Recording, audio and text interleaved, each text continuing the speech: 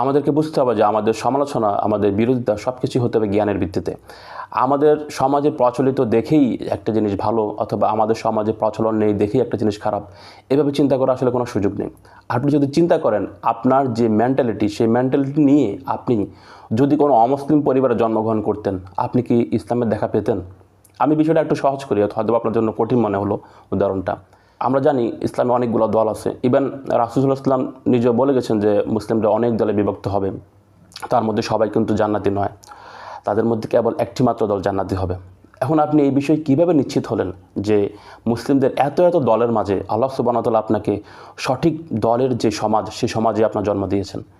আপনি যদি শুধুমাত্র অন্ধ অনুসরণের ভিত্তিতে আপনার সমাজকে অনুসরণ করেন, আপনার সমাজে প্রচলিত ইসলামকে অনুসরণ করেন, সেক্ষেত্রে এই সম্ভাবনা তো অবশ্যই থাকবে যে আপনি হয়তোবা এমন কোনো সমাজে আছেন যে সমাজের লোকেরা সঠিক ইসলামকে অনুসরণ করছে না।